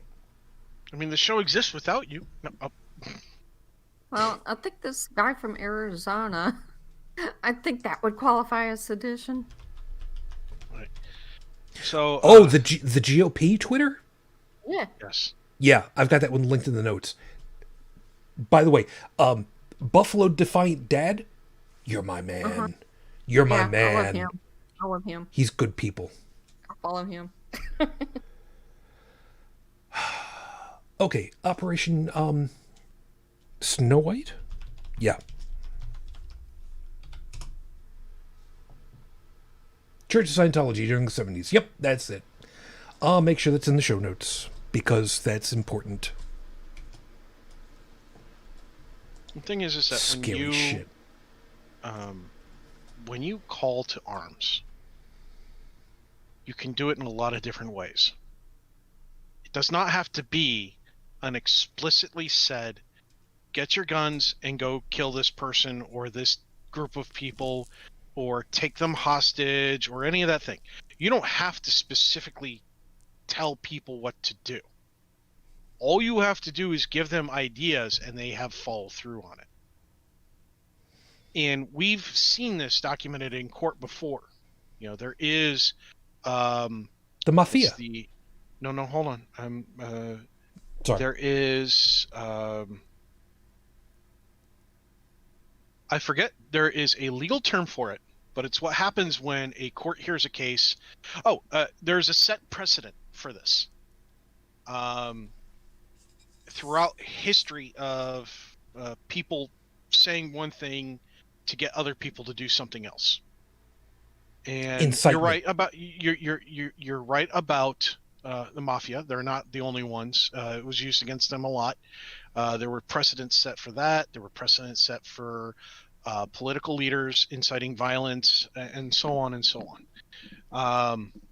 Also cult leaders and so on. So the point is that we have a precedent for this idiot out of Arizona going, well, look at this guy. Are you ready to do the same? That actually starts to tiptoe into the legal area of this is in call to arms. This is telling people that they should be getting ready to do this. Yep. Incitement to riot. Unfortunately, most of the time that these sorts of things get prosecuted are after the violence is done. So it is entirely plausible, meaning less than zero chance, that if the correct leaders incite the proper mentality in the proper groups, that we will have the next civil war. And depending on which government is in power after the end of it, will determine whether or not there's going to be a whole lot of cases about inciting violence, inciting war, and things like that. So yeah, it's too little too late at that point because the deed is already done. And there's only so much you can prosecute before an act occurs. There's only so much you can go after somebody for without breaking certain kinds of laws that we have to protect people like you and me from coming on YouTube and going, look, we don't like what this is doing. This is our thoughts. This is our feelings. And now we're not inciting violence. But those laws that protect us, protect those people too. And if you take it away from them, you take away our own protections.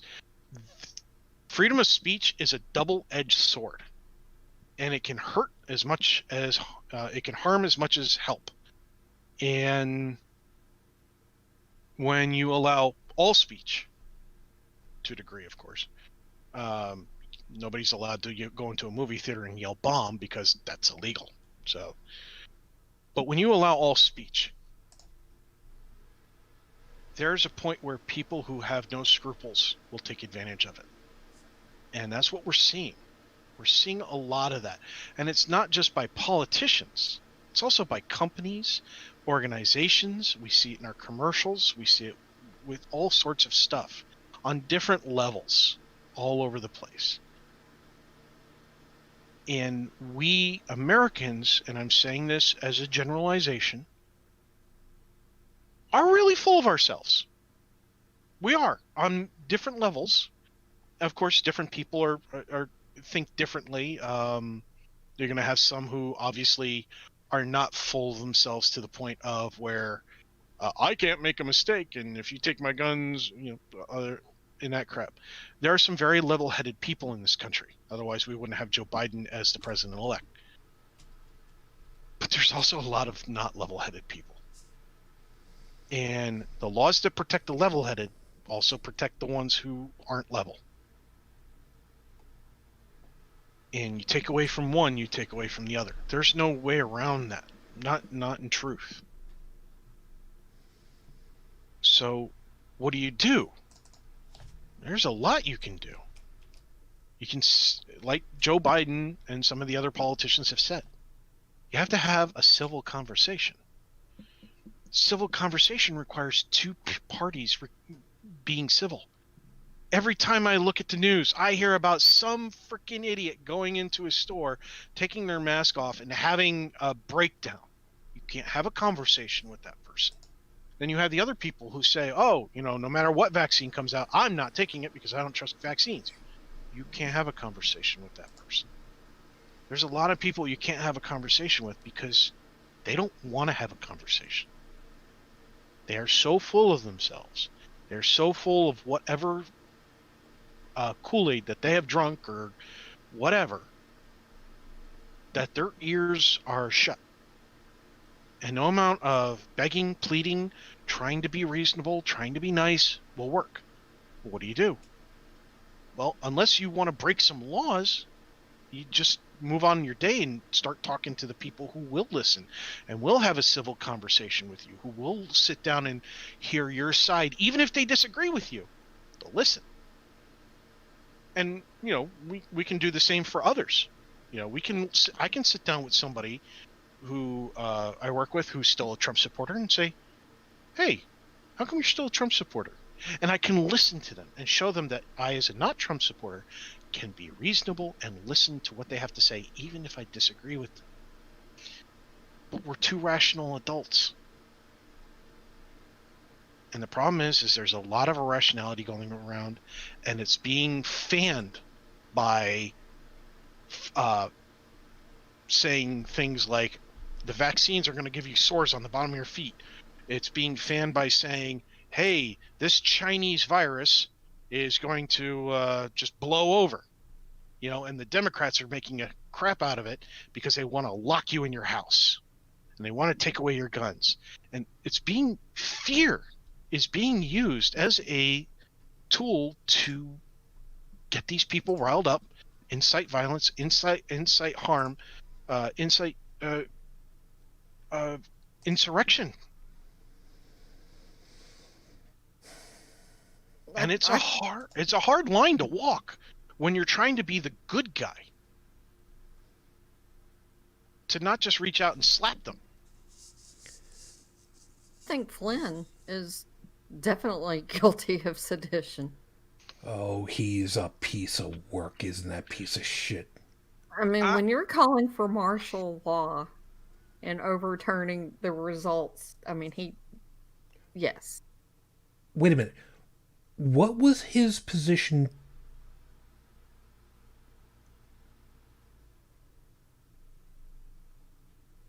He was military, wasn't he? Yeah, he was 4-star general.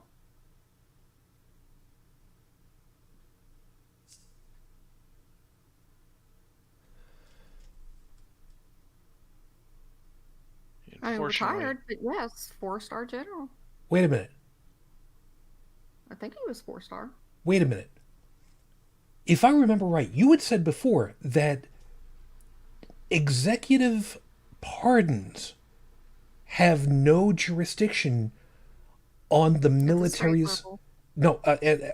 Well, not on the military either. I mean, he could still be court-martialed and vested in rank and have his retirement taken away. And I think that's exactly what needs to happen to him.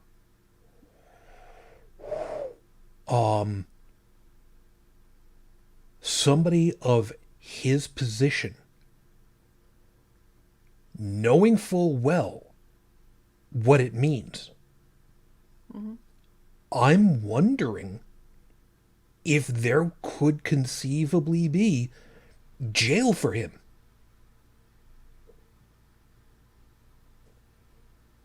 If, yeah, I mean, if a military tribunal tries him, yeah.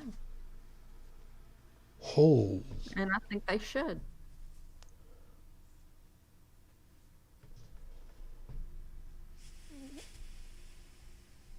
that, Especially with the way that he's behaving now. yeah. Yes. You're right. Calling for. Now, here's the thing.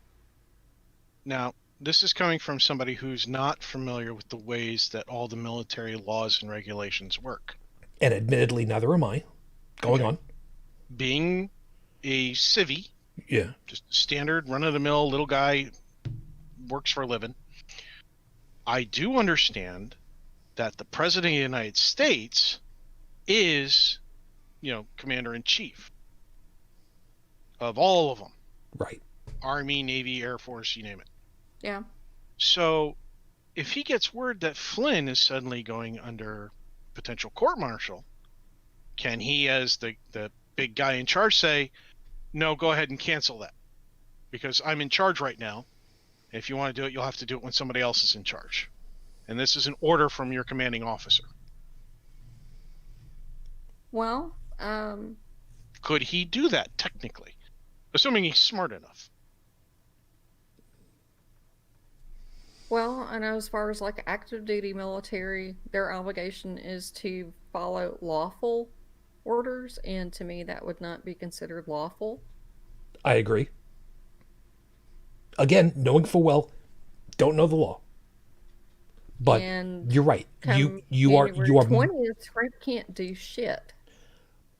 the what's the overall wording, that you are morally obligated to not follow an illegal order? Basically that's I mean, loosely Only translated. morally, but legally obligated. Legally I obligated. mean, if All right. you follow an unlawful order, they can court-martial you for doing that. Mm-hmm. Okay. At the Nuremberg trials, following orders did not work. Yes. I was just following orders.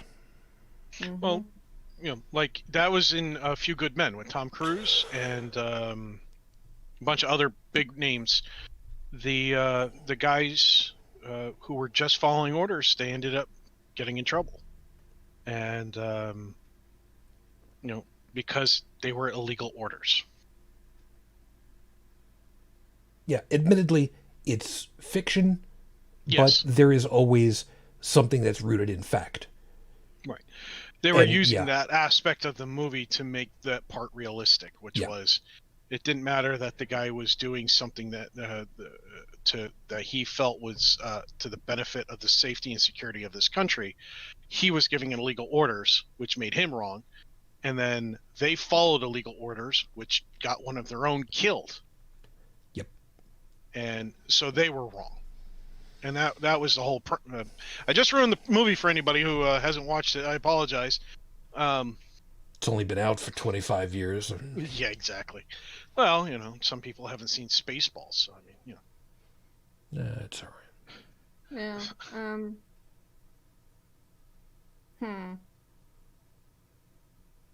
Yeah, there's a bunch of articles here. I used to actually have all of the articles of the UCMJ memorized by number and what they spelled out, but that was a long time ago. Yeah, well, you're old and washed up now, so it's okay. I'm Don't old worry and about it. washed up, but under Article 134, that's a catch-all for offenses that are not spelled out elsewhere.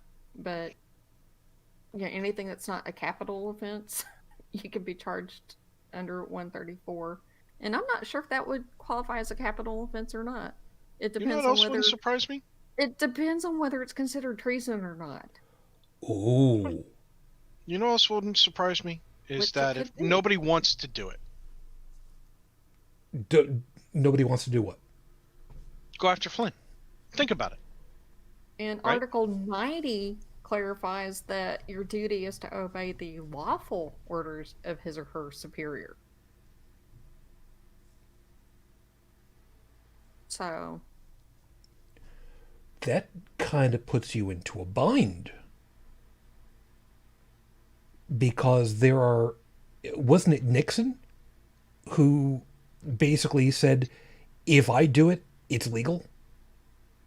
he did say that. But that's not true. No, it's not. But it was also civil.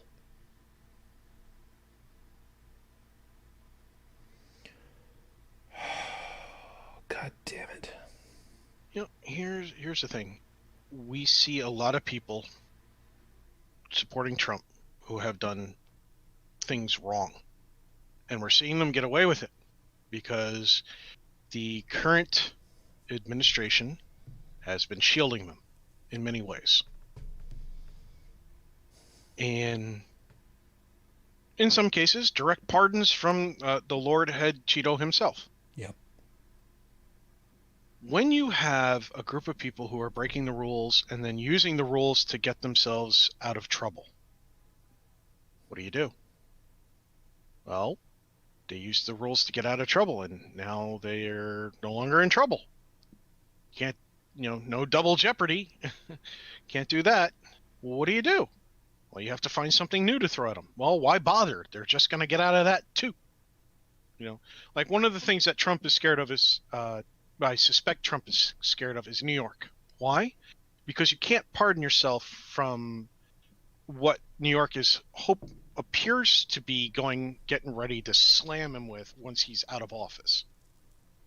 And while you can pardon somebody for a crime you're about to commit, that a crime that they're about to commit, or that they may commit in the future, even if they haven't committed it yet, there's only certain kinds of crimes you can be pardoned for. And depending on where they were prosecuted and what level, well, I should say what level that they were prosecuted at. Right. And what New York is preparing can't be pardoned for. Yeah. And if they convict him, he can never run for presidency again. Yeah. So there is one way you can use the rules and still be the good guy. Yeah, let's kind of short circuit a portion of this. yeah, Presidential pardons are for federal crimes. They don't have anything to do with anything else. Federal crimes exclusively. So my home state, my hometowns of New York City area, guys, you know what to do. Leave it at that. Yeah, and I think they will. And I hope they succeed. Because if they convict him, even if he doesn't go to jail, if they convict him, he won't be able to run for president again. Brigid? Yes. Traditionally, the incoming president has allowed the outgoing president to use Marine One and Air Force One to go wherever it is that they're going home to. That's a nicety that's been granted. Mm-hmm. What if he just forgot to allow that to happen? Oopsie. Would he have to ride shotgun in the moving van, or would they allow him to drive the big truck, do you think? I'm sorry. Was that a little too cheeky on my part? I'm sorry. A little too cheeky. I suspect that certain appearances will allow to be kept just to keep the peace. Don't forget, the incoming administration is writing, their ticket was not dividing, but bringing people together from every walk of life, have them all sit at the table, all be able to talk and be listened to, and to actually be understood that even if they're disagreed with, they're being shown human decency. Okay? And I know. If they pony Trump out, they won't be able to uphold that mentality on the ticket. So I suspect what we will see is Trump allowed to gracefully exit and ride out on Air Force One. What I don't think we will see, what I think will be behind the scenes, is that certain things put into place so that Trump's not allowed to leave the country. New York will file its rules and such. Trump will be quietly brought in. If he can be quietly brought in, there may be a parade, whatever. At Trump's own doing, mind you, not the court. Oh God, is he even going to show up? Courts don't typically like a circus. They like to function proper. So he might show up. They might do things without him there, and they might have just his legal team there, and only have him show up when he needs to testify, kind of thing, you know. And but the point is that we're going to probably see a lot of things happening on the down low, while hopefully the press focuses on recovery, on bringing people together, on doing the proper things that we need to do to fight the frickin' pandemic. And by the way, for those who are listening that do not understand what a state mandate is, a mandate is a law. It's temporary. It's done in a time of emergency by the governor without requiring Senate or House approval. Normally, a law put in requires that, and then they approve it, and then the governor signs off on it. In this case, it is a power directly given to the governor. And yes, it is enforceable by law and the police. So if your governor says that they have made a statewide mandate to wear a mask, and that if you're out in the general populace in conditions that have been set where a mask is required and you're not wearing it, yes, you can be arrested for that. And yes, depending on the penalties, there might be jail time, there might be financial hit, there might be both. So a state mandate is a law. It's just temporary. And a pandemic, because a lot of people don't seem to understand what a pandemic is, it's a disease that has gone into multiple countries. Okay? And when we specify the countries experiencing this pandemic, it's a state of emergency.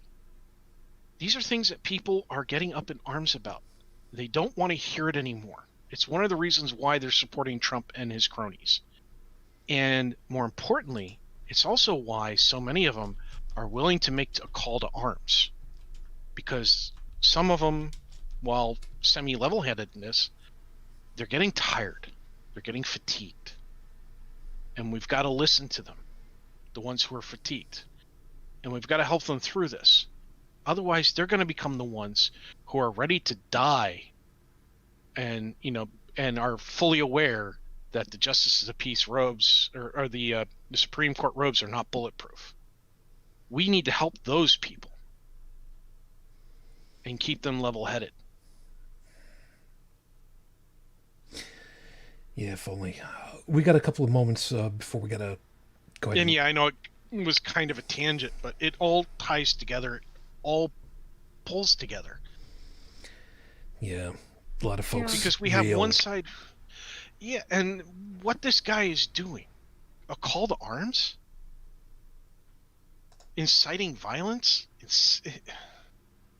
Yeah, I mean, from what I'm reading here, if Flynn were, brought up on charges for this, he'd be looking at being stripped of his rank, all of his retirement, and possibly 20 years confinement.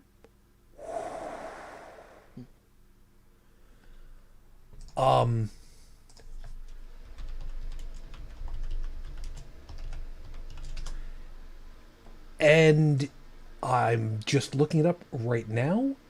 He is currently 61 years old.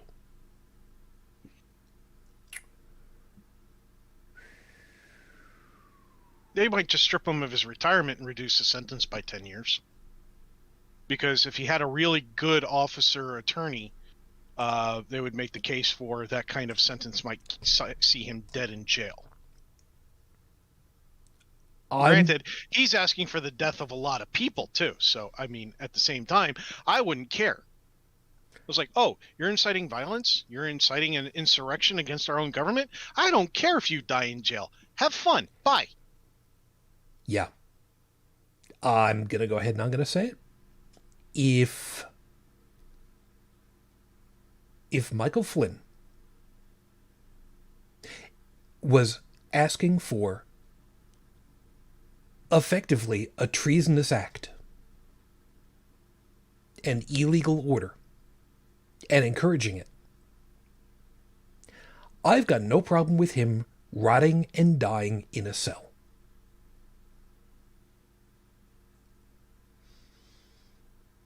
I'll just put that one there. Do I want somebody to put a bullet in him? No. But you know what? Is there a possibility he could be rehabilitated? Sure. It's possible. It's also possible I could be transported to Equestria, but that's not exactly a very high possibility, so we'll just leave it there. You see where I'm going. We really got to wrap up. Tech, you were kind of talking last. Is there anything left on the table for you at this point? Mostly the fact that, again, right now, a lot of people have pandemic fatigue, and it's causing them to behave irrationally. I see it in a group of people I play games with. And granted, their level of irrationality is a little bit different. You know, they're not getting ready to go out and blow somebody up or any of that kind of thing, because games don't do that. People make those kinds of decisions for other reasons. But there is a lot of fatigue going on, and there's a lot of tempers. A lot of people have very thin lines that cross over that cause them to become very emotional right now. This pandemic's ruined a lot of marriages. A lot of things have gone wrong because we're dealing with something that we, the people, on this scale, have not had to handle before. And when you hear somebody calling for violence, I urge you to say, look, let's sit down and have a conversation instead of calling to violence, because right now, violence is not the answer that we need. We need peace, and we need to work together. And if they're willing to, then do so. But make sure that if you say it, you mean it.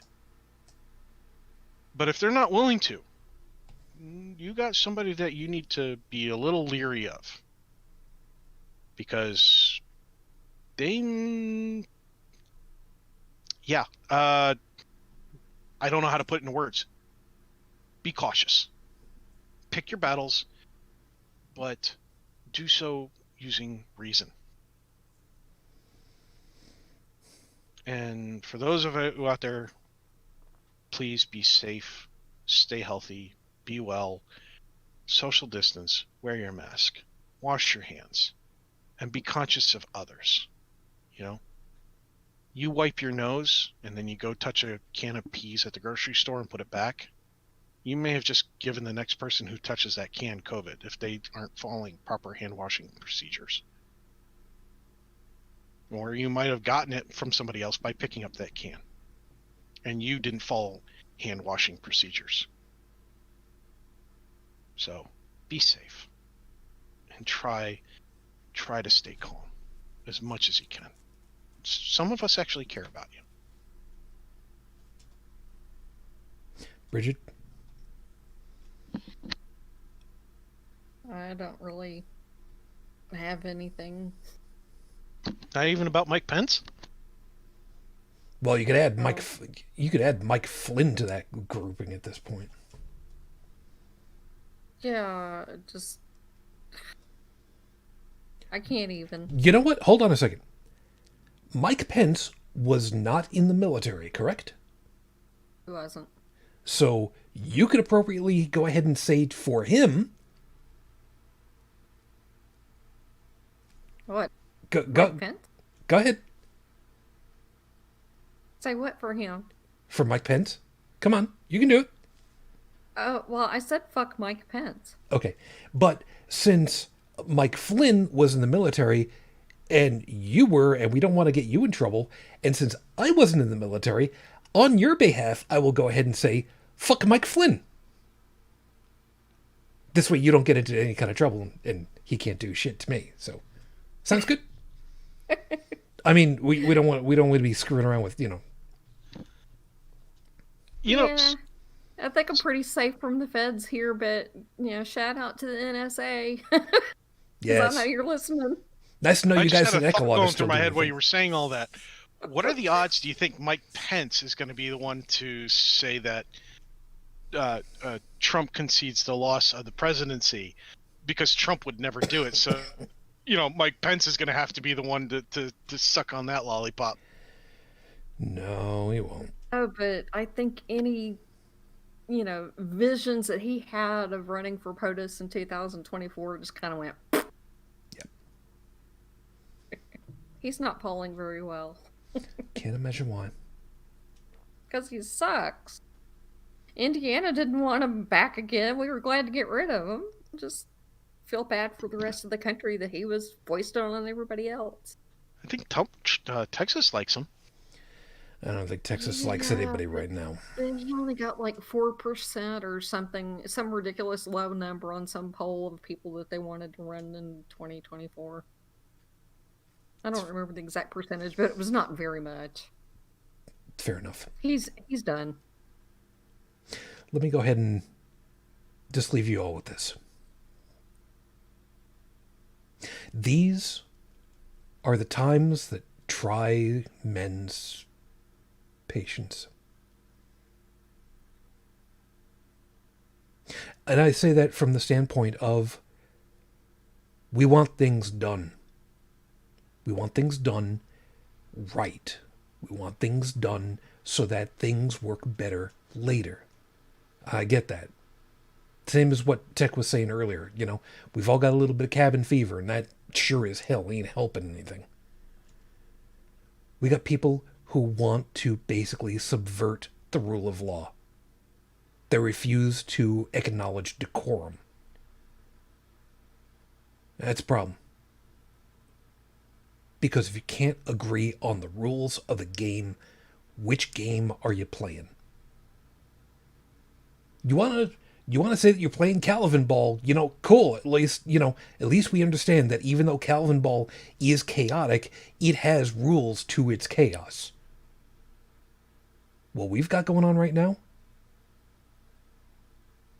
I don't know, man. And I know a lot of us don't. All we can do is, as was said, stay safe. If you want to pick battles, be very, very, very conscious of what kind of battles, never mind what they are.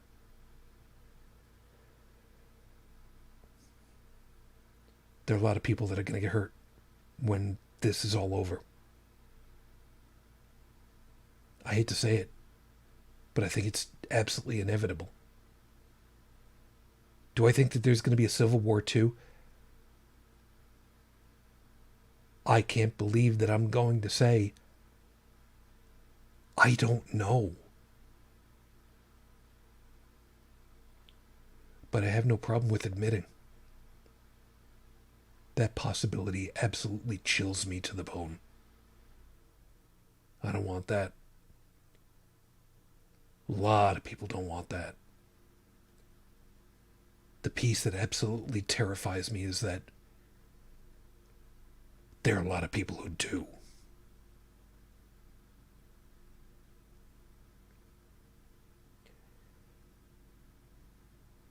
And believe it or not, if there's even one level beyond that,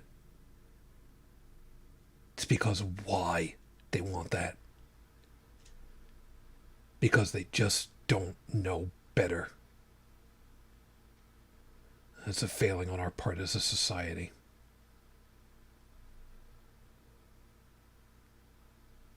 I got too much to say about that. I'm just going to let it go there because I don't think that I should say any further.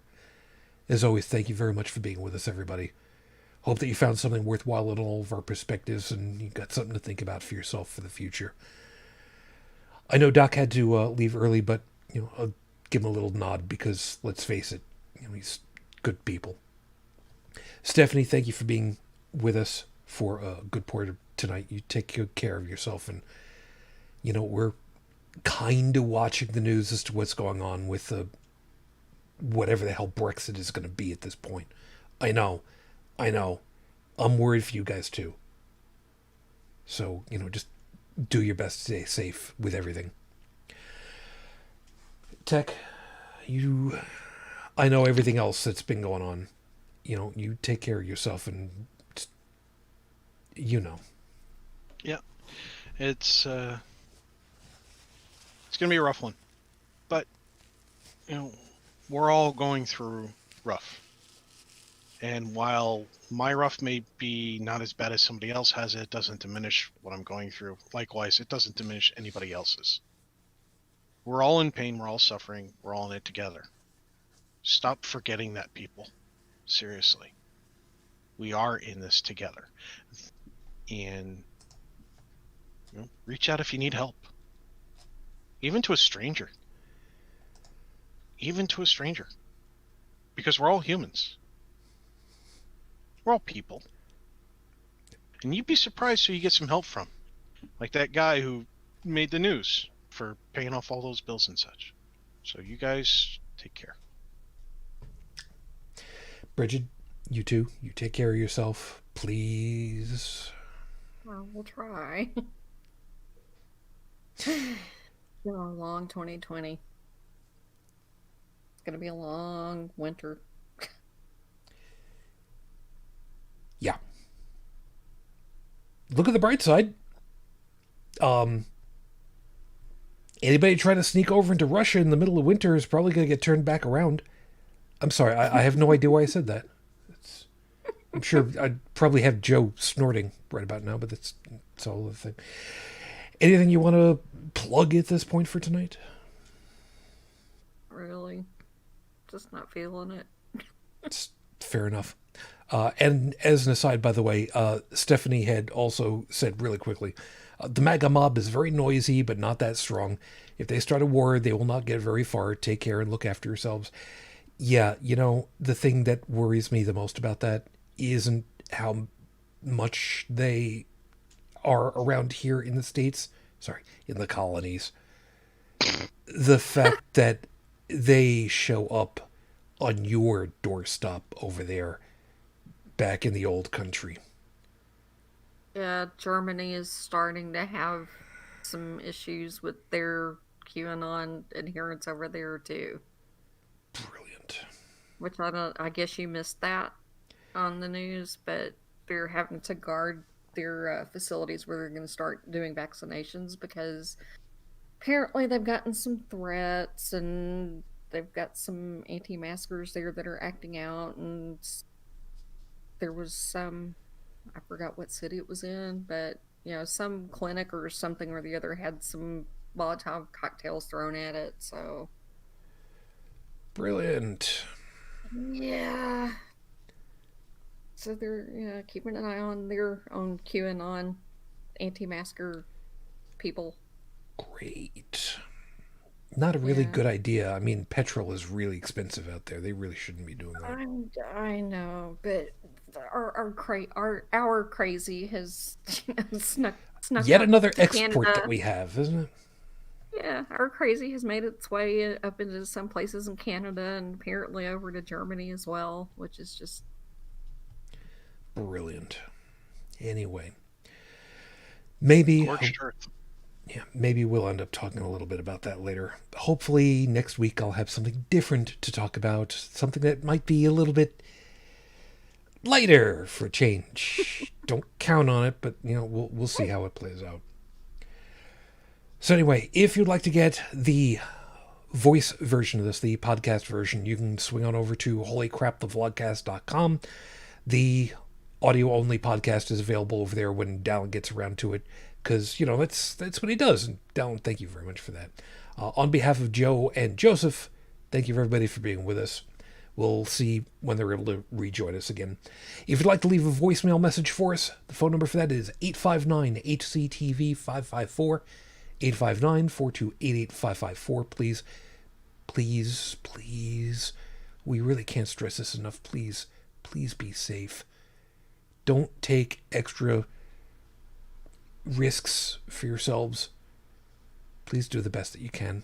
And remember, you don't have to go nuts this holiday season. Just take it nice and easy. Meantime, we will talk to you guys again next week. As always, until that time, I wish you the peace I no longer have. I wish you the strength that I've learned. I wish you well. Peace and long life. Live long and prosper. And my lady, 15 plus years, I am still in love. Mwah. Matane Fujin, I love you, I miss you, dream of me. Till the next time we get together, everyone, as always,